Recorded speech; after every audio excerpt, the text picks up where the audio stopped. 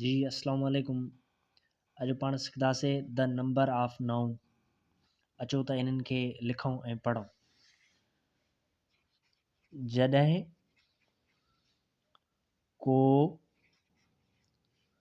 जॾहिं को नाउन इस्म कंहिं हिक शइ खे ज़ाहिर करे त उहो सिंगुलर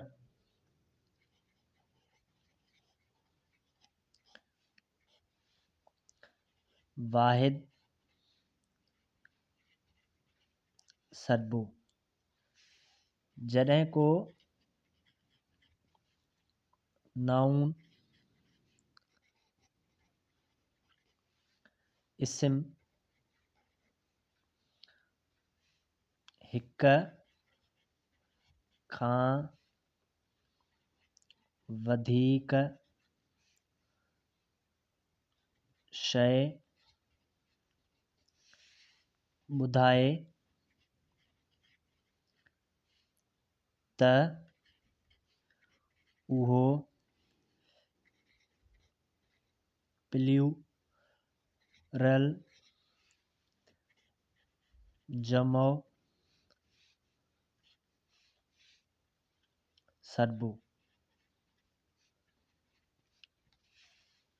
जीअं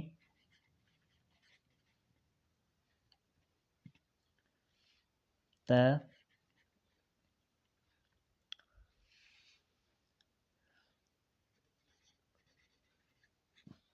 there is no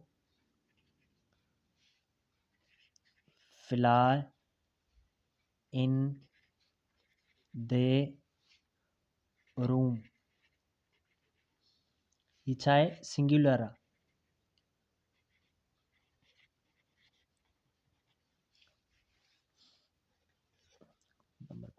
there are many flies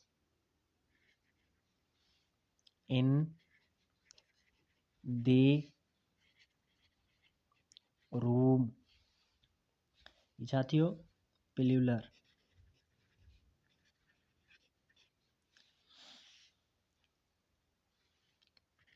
कंहिं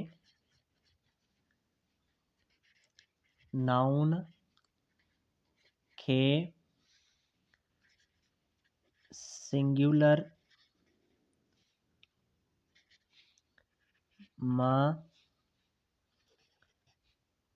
प्लूरल ठाहिण जा केतिरा तरीक़ा इस्तेमालु थियनि था।